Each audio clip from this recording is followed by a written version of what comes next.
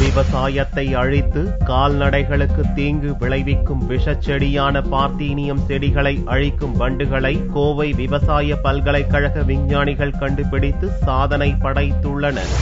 நாட்டின் பொருளாதாரத்தை சீர்குலைக்க செய்கிறது என்று பேசும் அளவுக்கு பார்த்தீனியம் செடிகள் இந்தியாவில் வேரூன்றிவிட்டன.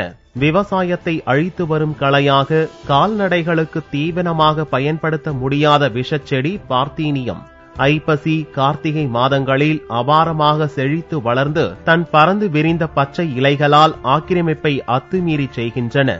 இக்காலங்களில் சாதாரணமாக 1,00,000 விதைகளை உற்பத்தி செய்து 80 அடி தூரம் வரை கூட காற்றில் பறந்து வேர்விட்டு வளரக்கூடிய இந்த பார்த்தீனியம் செடிகள் அமெரிக்காவை பூர்வீகமாக கொண்டது.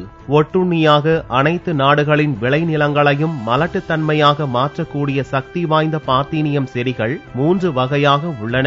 விவசாயம், கால்நடைகள் மட்டுமின்றி மனிதனுக்கும் தீங்கு விளைவிக்க கூடியவை. வளிமண்டலத்தில் கலந்து காற்றை மாசுபடுத்தும் பார்த்தீனியம் மற்ற செடிகளை அண்ட விடுவதில்லை, வளரவும் விடுவதில்லை. பார்த்தீனியா ஒரு மிகப்பெரிய ஆபத்தை விளைவிக்கக்கூடிய பல தோல் வியாதிகளை ஏற்படுத்தக்கூடிய ஒரு மோசமான கலைங்க. அந்த கலை இந்தியா முழுவதும் இல்லாத இடமே இல்லை. எந்த பயிர் முளைக்குதோ இல்லையோ, எந்த மோசமான ஹாஸ்டைல் கண்டிஷன்ல கூட முளைக்கக்கூடிய ஒரு மிக மோசமான ஒரு கலைங்க. ஒவ்வொரு தாவரத்திலையும் லட்சக்கணக்கான விதைகள் அதுல இருக்குங்க. அத ஸ்போர்ஸ் சொல்லுவாங்க. மிகச்சிறிய விதைகளை கொண்ட ஒரு தாவரம் அது. விதைகள் வெடிச்சு பரவும் பொழுது 80 அடி உயரம் வரைக்கும் பறந்து காத்துல நல்ல காத்து கிடைக்கும் போது 80 அடி உயரம் வரைக்கும் பறந்து போகக்கூடிய ஒரு வகையான ஸ்போர்ஸ்ங்க அது. இந்தியா முழுவதும் எளிமையா பரவலா பறந்து எல்லா விதமான விவசாய நம்ம தானியங்கள் பயிரிடக்கூடிய வணிக பயிர்கள் பயிரிடக்கூடிய எல்லா பயிர்கள்லயும் ஊடாக அது வந்துங்க.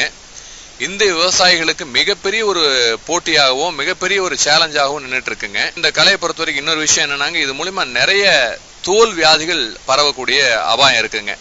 அதனால என்ன ஆகுதுன்னா, சாதாரணமா களை எடுக்கக்கூடிய ஆட்கள், விவசாய கூலி ஆட்கள்லாம் பாத்தீங்கன்னா இதனோட பாதிப்புனால நிறைய அலர்ஜி சம்பந்தமான பிரச்சனைகள் அவங்க இந்த தாவரத்தை எடுக்கிறதுக்கோ புடுங்கிறதுக்கோ களை எடுக்கிறதுக்கோ வராத சூழ்நிலையில இது இன்னும் பல்கி பெருகி பல ஏரியாக்கள்ல அது அதிகமாயிருதுங்க.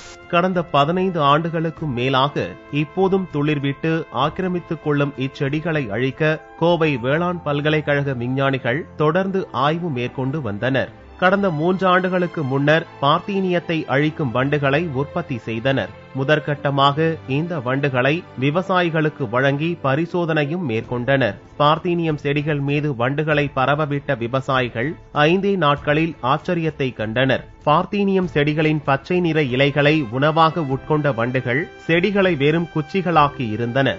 தமிழ்நாடு வேளாண்மை பல்கலைக்கழகம் மூலமா சைக்கோகிரம்மா பைக்ளோரேட்டா அப்படின்னு சொல்லக்கூடிய ஒரு வகையான வண்டுகளை தமிழ்நாடு வேளாண்மை பல்கலைக்கழகம் விவசாயிகளுக்கு கடந்த சில ஆண்டுகளுக்கு முன்பு இதை நீங்க உபயோகப்படுத்துறது மூலமா இயற்கையான வழியில பார்த்தீனிய கலைகளை கட்டுப்படுத்தலாம்னு சொன்னாங்க. அந்த சூழல்ல நான் கடந்த 4-5 ஆண்டுகளுக்கு முன்னால ஒரு 20-25 வண்டுகளை வாங்கிட்டு எனது தோட்டத்துல பார்த்தீனியா இருக்கக்கூடிய இடங்கள்ல விட்டுருந்தேங்க. அது இப்போ நன்கு பல்கி பெரியுங்க. பல ஆயிரக்கணக்கான லட்சக்கணக்கான வண்டுகளா இங்க மாறி இப்ப எனக்கு பின்னால் இருக்கக்கூடிய இந்த பூமியில லட்சக்கணக்கான செடிகளா பார்த்தீனிய செடிகள் இருந்ததுங்க.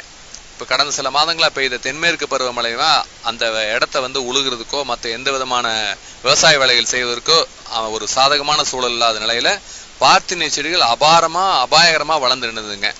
கடந்த சில மாதங்கள்ல அந்த பார்த்தீனியாவை சாப்பிடக்கூடிய அந்த சைக்கோகிரிமா பைக்ளோரேட்டா அப்படின்னு சொல்லக்கூடிய அந்த வண்டு நிறைய பெருகி பார்த்தீனிய செடிகளை முழுமையாவே அந்த இலைகளை பூரா சாப்பிட்டு அதனுடைய மலர்களை மலர விடாம செஞ்சுங்க.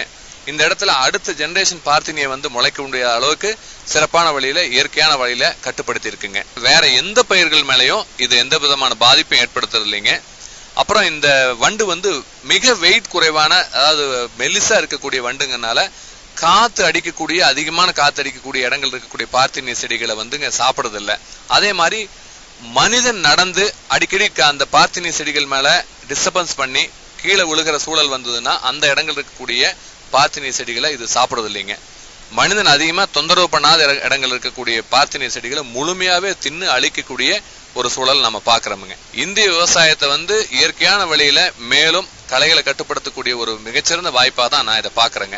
பகீரத முயற்சி எடுத்து அழிக்க நினைத்தாலும் 15 ஆண்டுகளுக்கு பிறகும் துளிர்ந்தெழுந்த பார்த்தீனியம் செடிகளுக்கு வண்டுகள் எமனாக வந்துள்ளன. இதற்கு முன்னர் பார்த்தீனியம் செடிகள் பூக்கும் முன்பு வேருடன் பறித்து ஆழமான குழிகளில் இட வேண்டும். உப்பு கரைசல், எறும்பு மருந்து கரைசலை செடிகளின் மேல் தெளித்து எரிக்க வேண்டும் அல்லது மண்ணை கொட்டி மூட வேண்டும். இவ்வாறு செய்தாலும் பார்த்தீனியம் செடிகள் நிரந்தரமாக அழிவதில்லை. தற்போது வண்டுகள் அவற்றை அழிக்க வந்திருப்பது விவசாயிகளின் வயிற்றில் பால் வார்த்தது போல் அமைந்துள்ளது என்றால் மிக இல்லை.